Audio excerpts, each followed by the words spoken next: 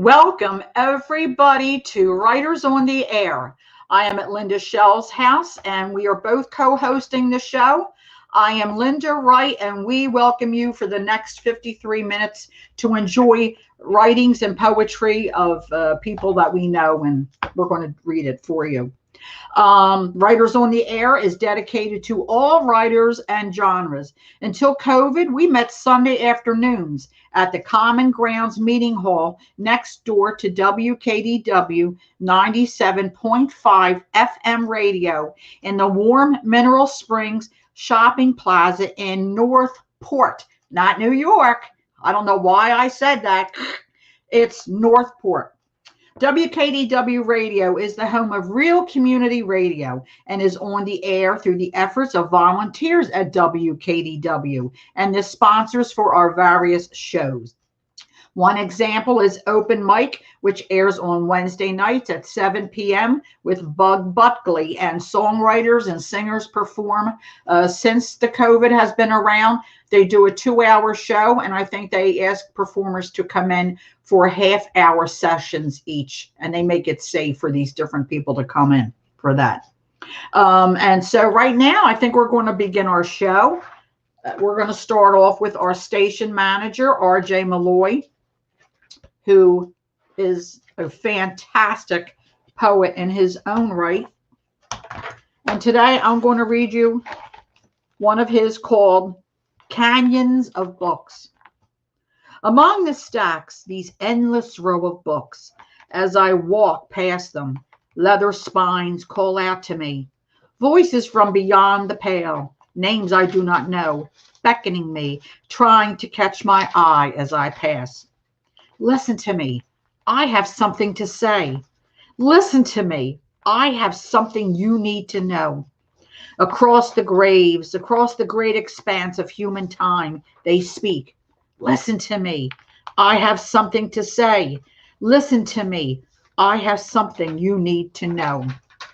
Open one at random, and the canyon is bridged.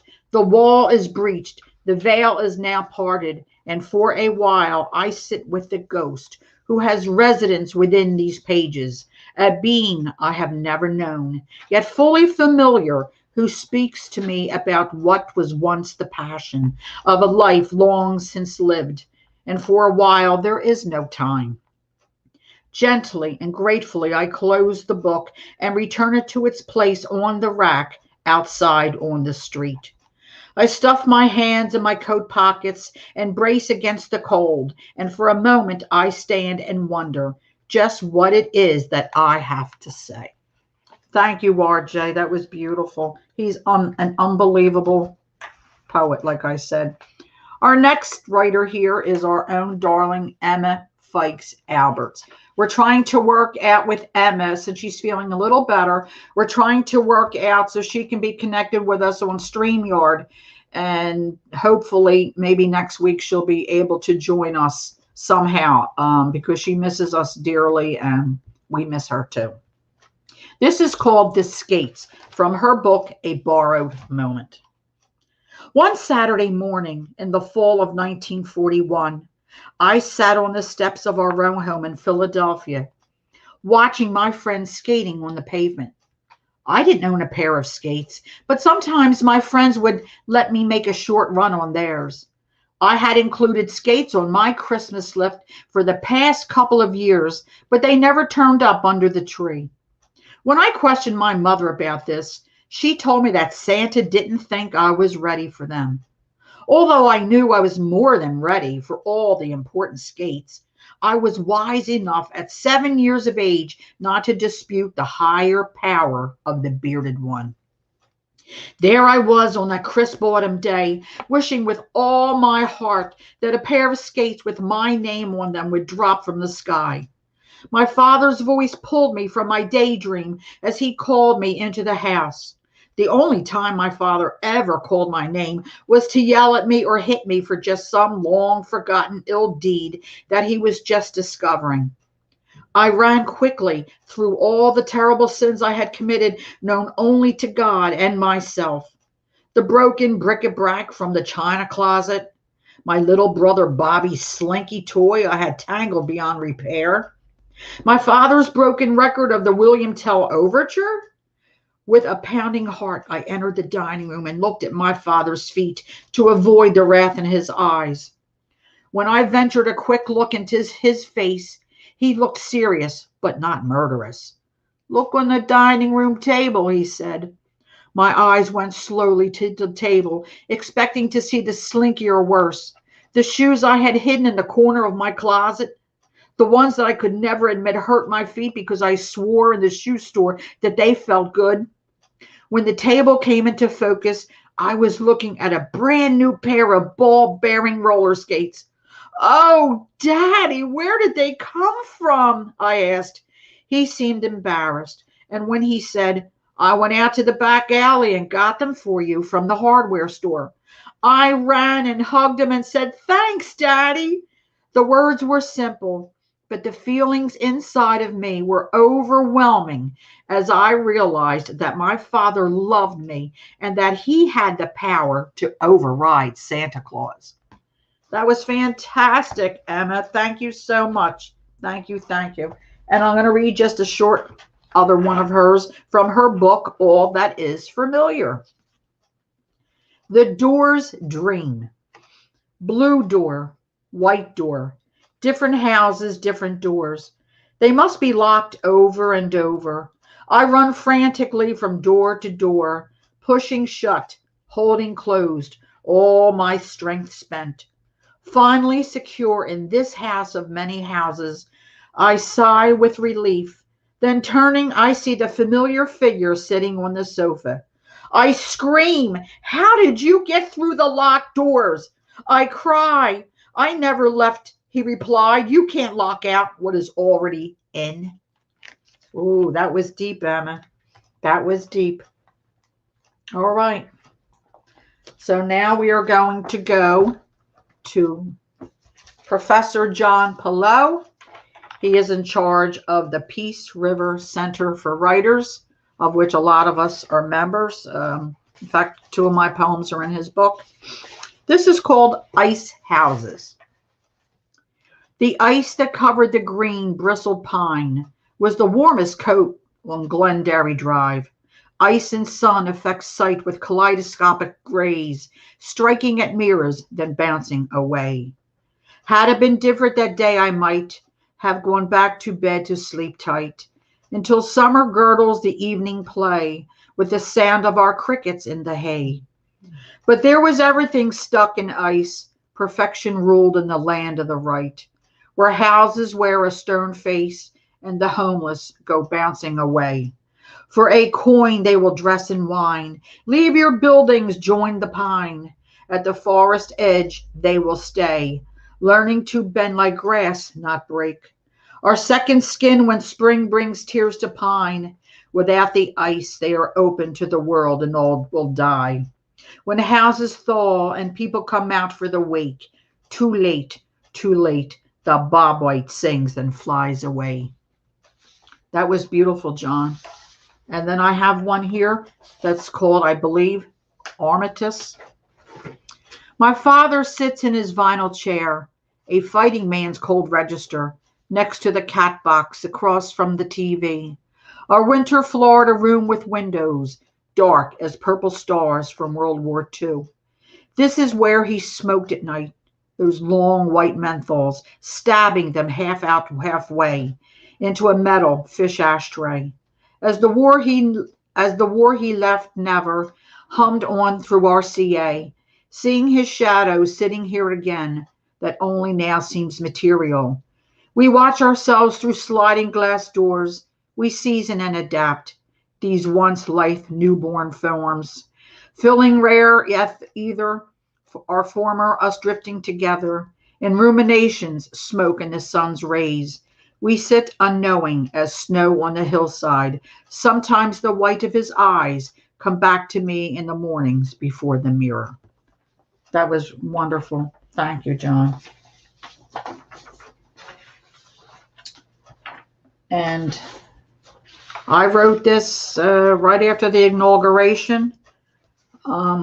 Different spots of the inauguration affect different people different ways. But since I like to focus on the military, when they, were seen at the Tomb of the Unknown Soldier, that really affected me deeply. So I wrote this. It's called Beholden to Sacrifice.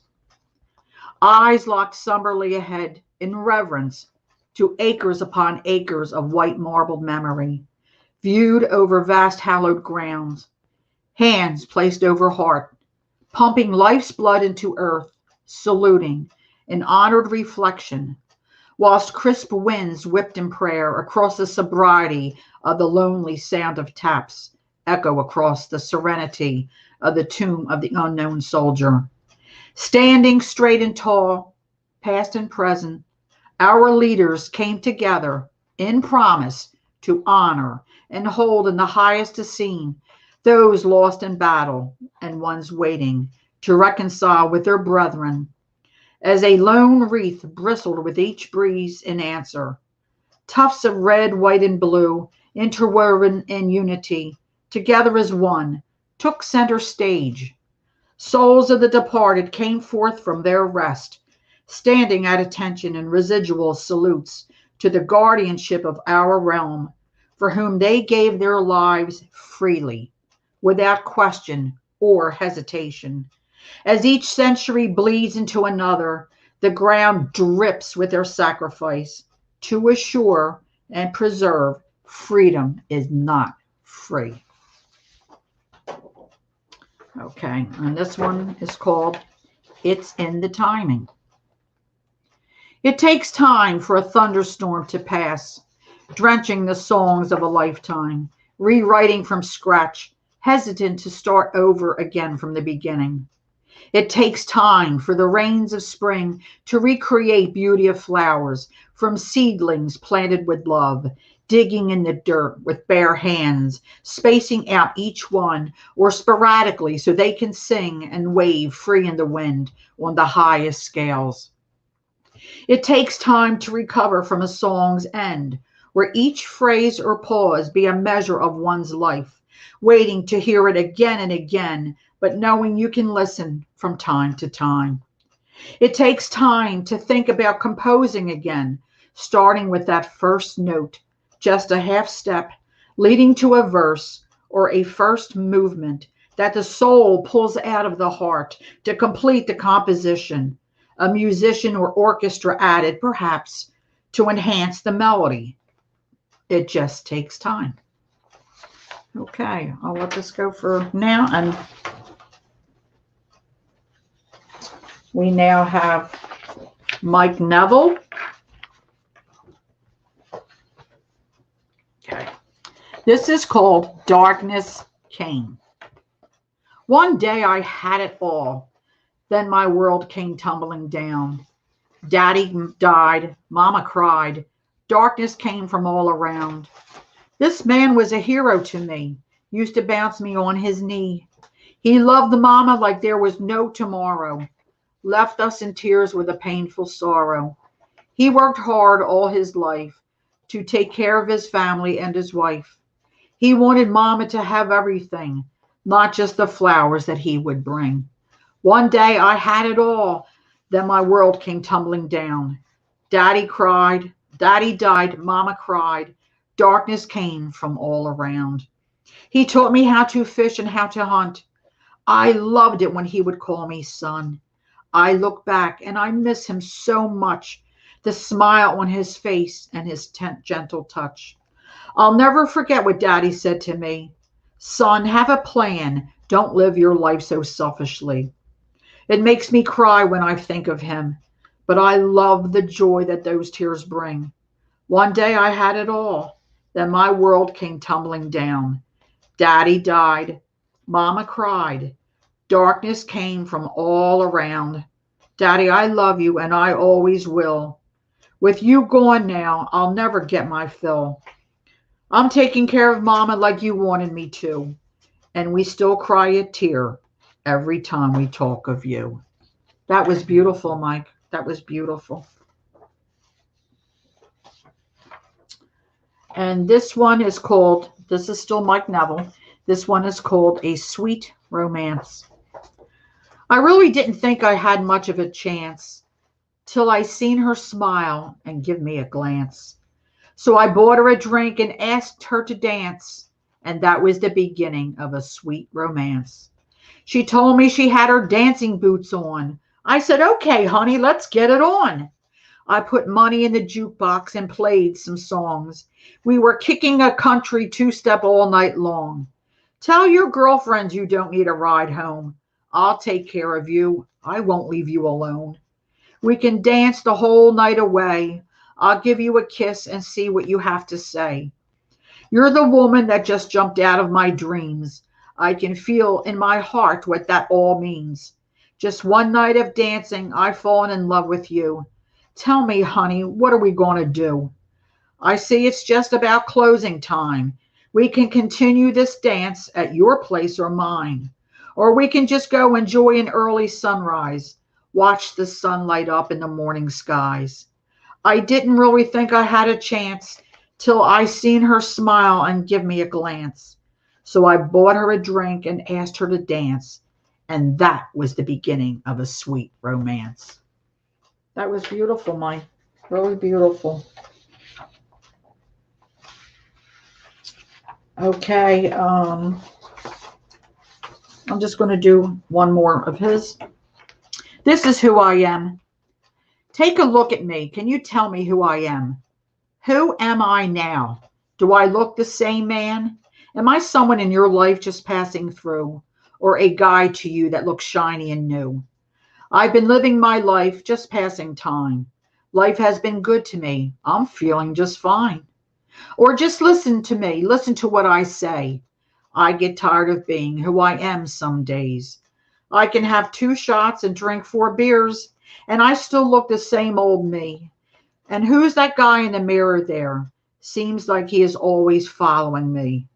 I have been this man way too long, singing and dancing to the old song. I've got to change myself, become someone new. Who do I want to be? Man, I ain't got no clue. I've been living my life, just passing time. Life has been good to me. I feel just fine. Oh, just listen to me. Listen to what I say. I just got tired of being who I am some days. If I had my way, I'd move to another time.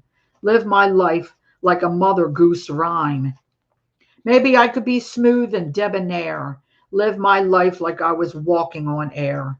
I've been living my life, just passing time. Life has been good to me. I feel just fine. Take a look at me. I like me today. This is who I am, and I ain't going away. That was fantastic, Mike. Thank you so much. Thank you so much. That's an extra one. Okay. This is from Steve Lind. This is called Haunting My Cup of Coffee. I'm haunting my cup of coffee, just looking for a little bit more of that energy rush that helps me to crush all the obstacles that get in my way. Because I'm on a morning trajectory where my subconscious might be in sway, and my dream machine is still at work as I maneuver the light of day.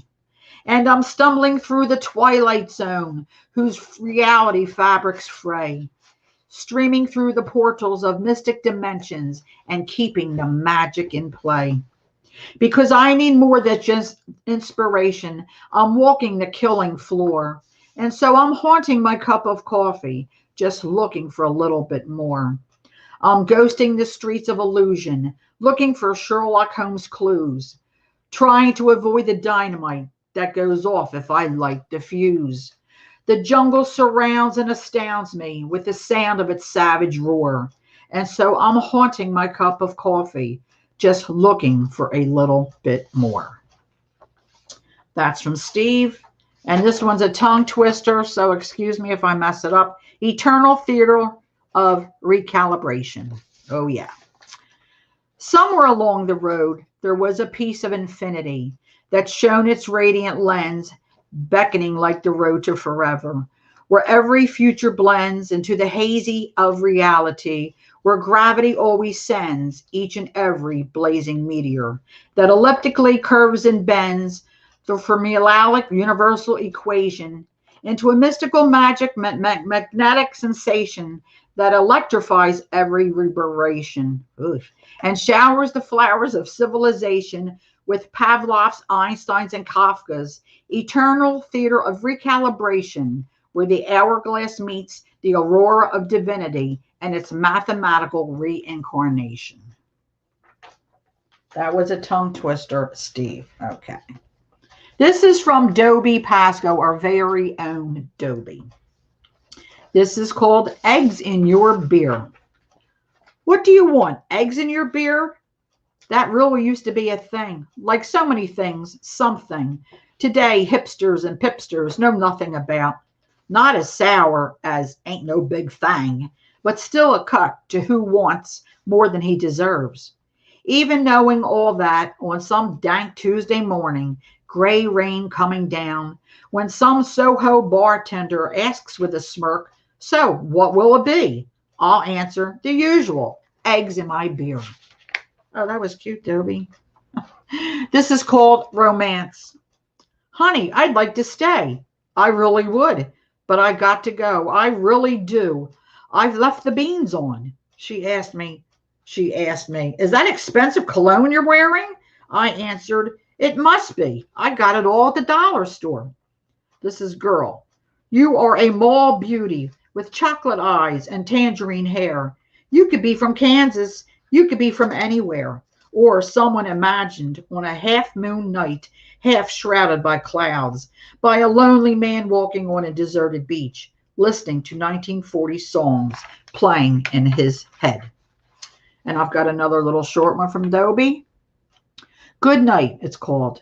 I want to say good night to you each and every day, though I may not know where you are or when you will get your rest.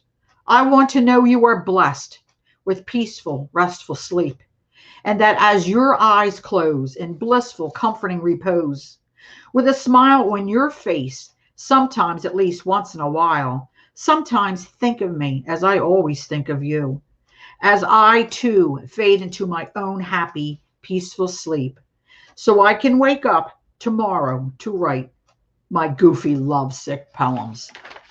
That was goofy. No, that was so cute though. But that was great. That was great, Dobie. And now I am going to turn my seat over to my co-host, Linda Schell. And we hope you're enjoying the show so far. Thank you. Thanks, Linda. Hi, folks. I want to change the tempo just a little bit and invite you to look at our Facebook page, Writers on the Air. And the reason we're asking you to look at it is because we've got lots of good advice on that page for writers, especially if you're trying to publish traditionally. That's very, very hard to do. Now, what I want to talk to you about today is query letters. It's hard to find a good sample query letter on the internet. They're there, but you've really got to look for them. And I would strongly suggest you do not go to the library and pick up an old book about query letters, because the query letter has changed. It's evolved. And writers are looking, or rather agents are looking for more, a different style, more upbeat style.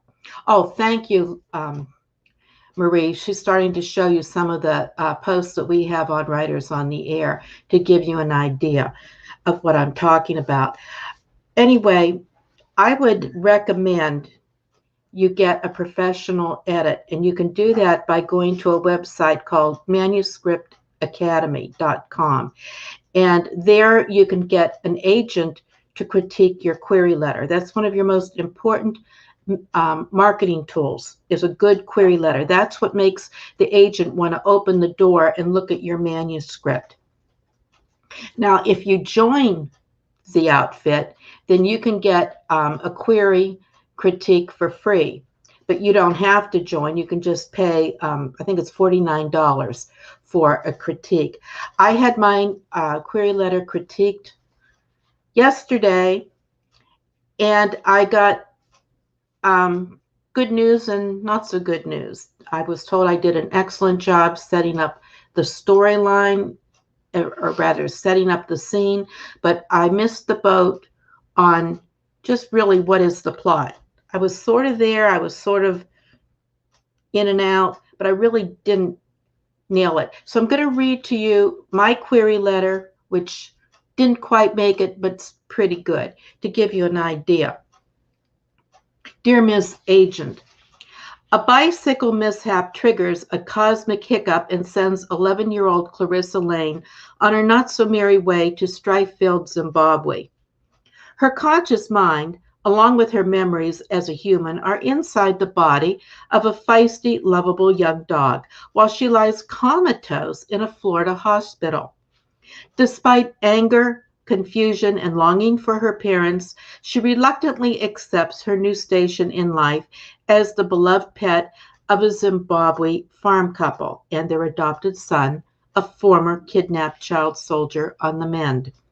Her anxiety is lessened after Alpha Chimera, a universal helper, assures her that her fate is not as bleak as she fears, and she should not jump to conclusions about her state of being. She reasons she may have more of a future than she presently imagines. He indicates, however, that her new family's needs outweigh her concerns, but offers few details other than she need not worry so much about her ultimate fate. Because dictator Mugabe's militia raided the Logsdon's Zimbabwe farm, Clarissa and her young master, along with the family's cook fellow, flee to the welcoming arms of Zambian farmer and friend Pooch Barnes. Since no one knows the fate of the parents, Clarissa finds Alpha's explanation believable and is grateful to have a friend in Barnes's gimpy lion cub, Banga. Little does Clarissa and Banga accept or anticipate that a life and death confrontation is about to explode on Pooch's farm. Full of sympathetic characters, Time Without End is a 26,000-word circus of a novel grounded in magical realism for the middle grades. Now that's very important. You've got to get that in there, just exactly what your genre is and how many words. Laced with humor and historical background, this is a contemporary story of loss, courage, and hope. Readers who appreciate the tone and provincial setting of Where the Red Fern Grows by Wilson Rawls, or those who enjoy a uniquely magical story and are inspired by tales of struggle and determination as found in Mananaland by Pam Munz's Ryan, would enjoy Time Without End. Now, some agents don't care about comps. Others want them and expect them. And you better know what you're doing when you post your comps on your query letter. That's why you've got to read just what does that agent want. When you go into their company website, all agents tell you what they want and how they want it. I don't think we have enough time to talk about comps. I spent an hour listening to a class on comps, and I can tell you the deal in about a minute, but there's other people that I want to read. At the end, some want a bio, and that needs to be very short. I've worked all my life, but I've got my bio down to a sentence. My working life is in business and sales. Currently, I am the volunteer marketing editor for Writers on the Air, 97.5 FM radio, 501c-3 in Northport, Florida. Thank you for your time and consideration. I look forward to hearing from you. Now, your ending, you'd think that would be so easy, but it took me a while to find those words. So I'm going to repeat it again. Thank you for your time and consideration. I look forward to hearing from you. I'm not tooting my horn. I'm being businesslike and I'm being professional. Okay, so let's rock and roll and talk about poems. And this one is from Isolde Hunter. And Isolde has some books on Amazon that you may want to look at. One is called A People Potpourri in Verse and Poetry. And her other one is entitled Burnished Ballads, Wrinkled Rhymes on Aging. And I know that Marie's trying to find those books because we found them on the internet. There we go. A People's Potpourri in Verse and Poetry by Isolde Izzy Hunt. Her nickname is Izzy. And you can find that on Amazon. Here's a poem from another book of Izzy's called Izzy Visions, a memoir. Love's River. Like an ever-flowing river beneath its calm, inconstant motion, love magnifies in depth and power, expanding as it joins the ocean, impulsing forward, spilling boundaries which inadvertently erode. Due time, it may create new islands while old ones carelessly corrode. Sometimes this planet's very platelets disturb love's ebb and flow of time. A tsunami might overpower, annihilating love's design. Or, after scorching days of sunshine, when few of dry, cracked earth appears, the river shrinks to a mere trickle, and love evaporates in tears. Thank you so much, Izzy. And I just found out today that you were a singer with Harry Belafonte. I think that's so neat. And another one from Isolde is A Life's Surprise, dedicated to my newfound family. I lived so long, my dear ones fell asunder, leaving this heart alone in anguish. Why? When would time bring me darkness with the thunder? When would it be my turn to make friends cry? My lengthy years grew emptied of ambitions, just dried up dreams replaced once active hours. Malaise with age brought painful new conditions which sapped the strength that energy empowers. But then, nearing conclusion, life surprised. What unexpected treasures fell to me? Of my own flesh and blood they were compromised. Ancestry had revealed new family. Called half-sisters and brothers, they were whole. Each welcomed warmly me, the missing piece of puzzle our elusive dad once stole, for he had wandered far and never ceased. Deep in my heart, renewed hope harmonized with strains of foreign symphonies of love, part of a mystery at last realized, which surely was a blessing from above. Today, this setting sun, the autumn's leaves, those southbound flying geese and butterflies, do not bring thoughts of endings, but retrieve belief in reborn love through family ties. And this is dedicated with love and honor to all the Rivera members of my newly discovered family. That's Victor Rivera Graham and Jules Rivera Graham, Barbara, Viola Leslie Foley, John McHugh, and Carmen McHugh. God bless us all. Thank you so much, Isolde. We all have our pain, don't we? And the next one is from Carol Castagna, and it's entitled Love Story. Two happy little kites soaring, dancing and twined then, free falling, dancing eastward, only to reach again, lazily toward the heavens, like you and me in sheer abandon, entwined, untwined, entwined, again and again, loving you, loving me. At night in your arms, you squeeze me as though it's the first time, and the music plays on and on into the autumn and winter of our years together. And we're dancing, free falling, then stargazing, reaching and soaring toward heaven. What a nice relationship you have, Carol. And the next one is a short one entitled Summer's Song.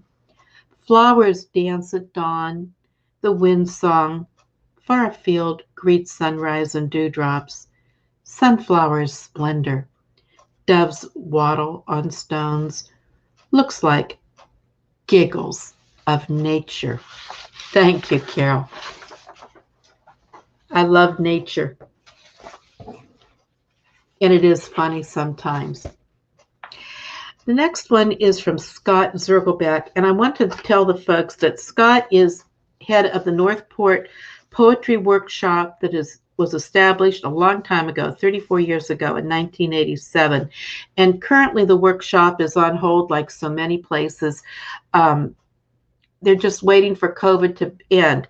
But if you're interested in poetry, get in touch with Scott and he'll keep you apprised of when they're going to start up again. And his email is RS like in Scott, Z like in zebra, B like in boy, ACK at Verizon.net. That's RSZBACK at Verizon.net. And the first one I'm going to read of Scott's is verses. Who I was versus who I am versus who I want to be. How can I win? Where is my zen?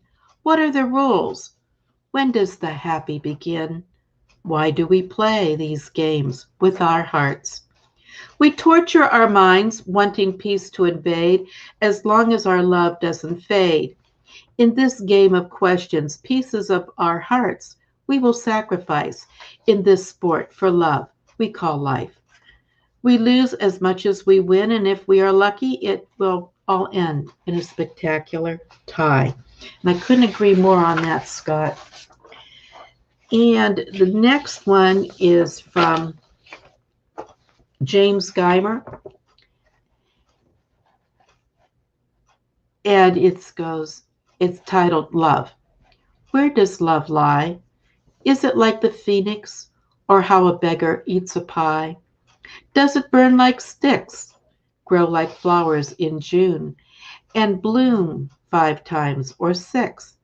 Is it a great lake with a dune, Christmas with gifts for friends, or soup with a spoon? Is it like wild flowers with bends? Is it straight as a pencil, or followed like trends? Is it dim light from a candle? Is it bright as our sun, or is it tough to handle? I really like that, James. Thank you. And the next one he calls my Lieber friend, and that sounds German to me. I assume that means my German friend. As I look across the sea, I think you are looking at me. When I rest under a tree, I think I am sitting next to thee. As an artist marvels his statue on a quay, I think you are my Galatea. Okay. A little star. The next one is a little star. I dream that I am on an alien world where some constellations remain the same and others look very odd. I will be looking at some of their stars that may have fancy names. I will be looking at some of their faint stars too. They won't have those names on that world for those stars. One of my new friends will ask what I am looking at. I would answer in a warm, affectionate way and say, home. Okay. Thank you, James. I'm going to keep this one for reasons here. Okay. And the next one is from Sheila Calhoun. And we laughed out loud. Sheila's always pretty upbeat, and this one's a cute one. We saw such a funny thing the other day. We both laughed out loud as they came our way. Looking out the windows, I couldn't believe my eyes. I assure you this is true. I'm not telling any lies. My husband was driving down King's Highway going into town. We were making our way to the stores to have a look around, when suddenly this motorcycle passed us by. I saw something so funny, I let out a startled cry. For there on the back seat of the motorcycle, sitting at his ease, gazing out at the passing cars and looking very pleased, was a very large dog with goggles on to protect his eyes. Strapped securely in his seat, we were certainly surprised. He was sitting very still with his head held high, so contented with no sign of nervousness as they flashed by. That dog had a lot of love and trust for his owner, I'd say. It left us both smiling as we continued on our way. I think almost all of us have seen a pet riding with his owner, and they just act as though they're the cat's meow, and they're just so proud to be with their owner and traveling. I get a kick out of watching animals. Okay. I'm going to talk about comps since I think we have a little bit of time. A comp, which as I told you, is that sometimes agents want a comp. A comp is a story that's similar to your own. It could be in tone, it could be in theme, it could be in setting. But the agent wants to have that information so it zeroes in on just exactly what your book is about. Personally, I don't care for the fact that they want comps. I think that they should just be paying attention to the story. But you got to play the game and go along with it. If they want comps, you better give them comps, and you better give them good comps. And what you don't want to do is give them a classic. And you don't want to give them an old book. I guess they figure, that might be out of style. Maybe they figure, who knows what it is, that you're tooting your horn. You want to find a comp that's preferably 3 years old, no older than 5, and it shouldn't be a bestseller. But there's an exception. If this book is an old comp and was very successful and it's right on the money, you can throw it in if you add another comp that's 3 to 5 years old and is just doing well in the market. So one balances out the other. You're going to find as you get into this business that things are very subjective. You're going to hear so many contradictions it'll turn your head into a pretzel. Okay, so that's comps. Now let's go back to Izzy. And it's entitled The Mentor.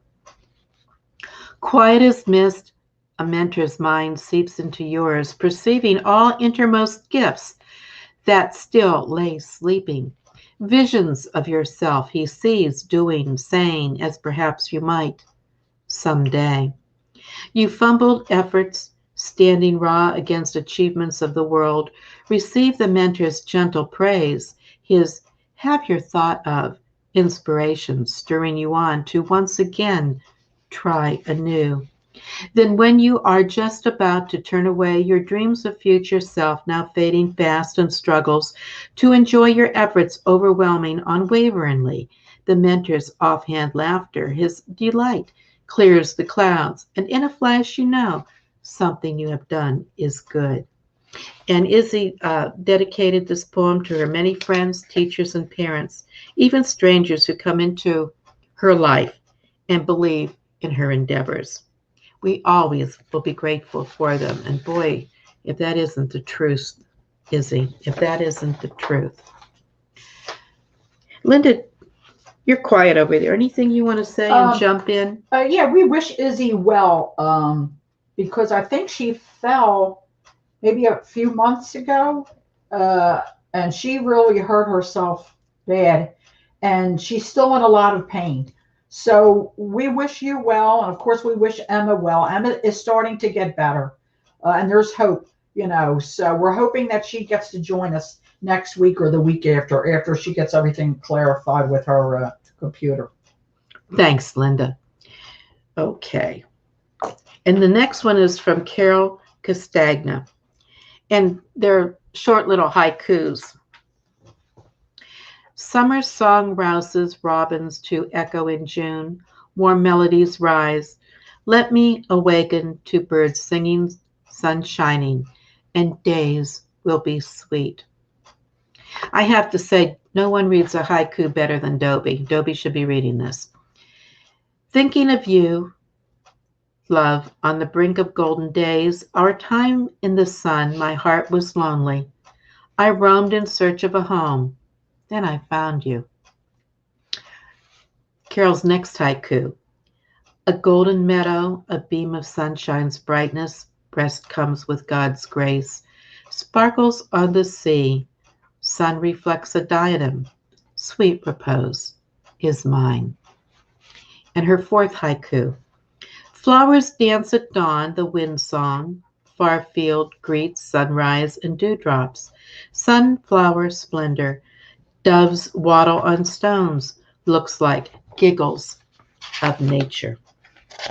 That's for sure.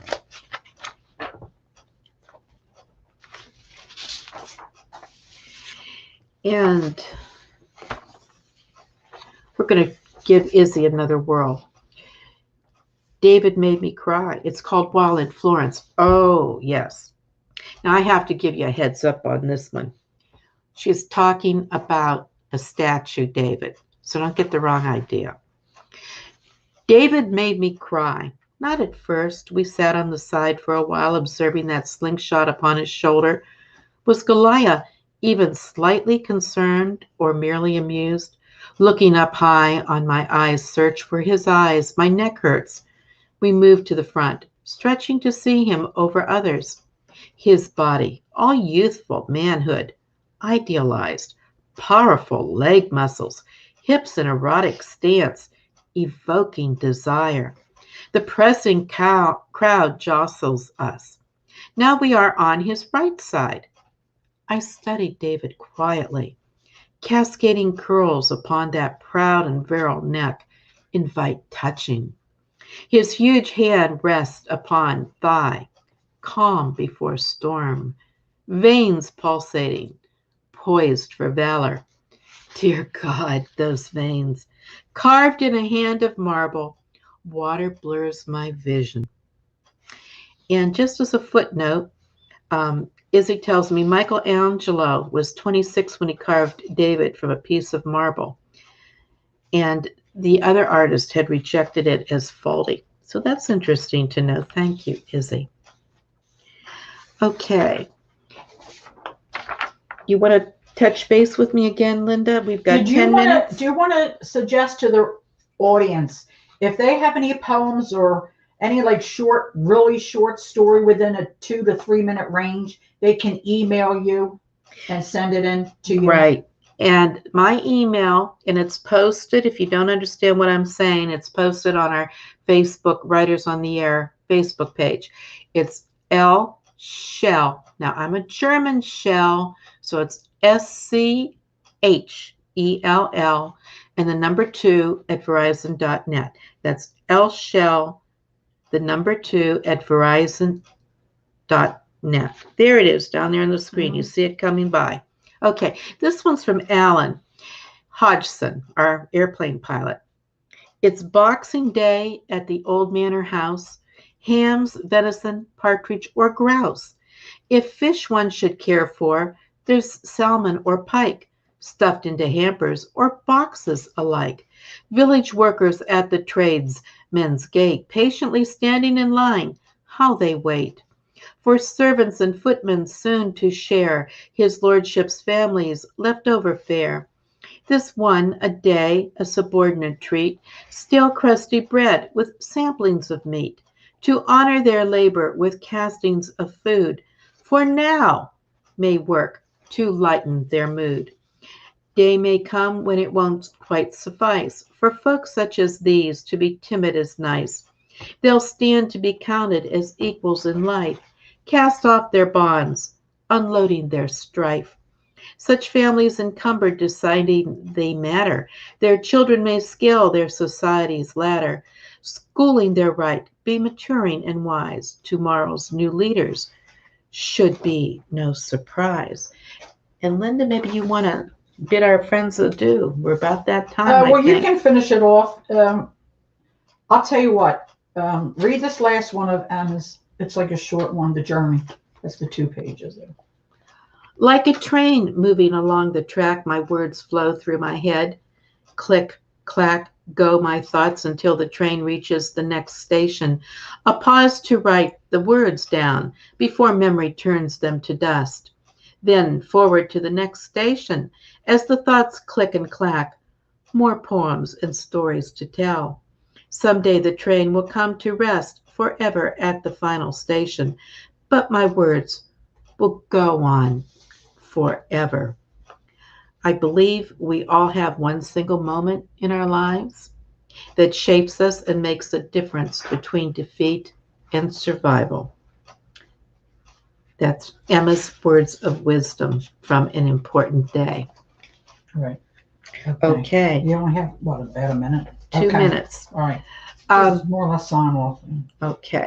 So, folks, we hope you learned something today and that you enjoyed us as well. Thank you definitely to Marie LaBrosse. It takes some logistics and know how to put all those pictures on the screen and to gather them up. And you really do make this session run smoothly. And a special thank you goes to our station manager, RJ Malloy, for giving us this wonderful opportunity to share our talents. Thanks for listening. Have a great week. And see us next Tuesday, same time, same place. Thanks again. Bye-bye. Bye, everybody.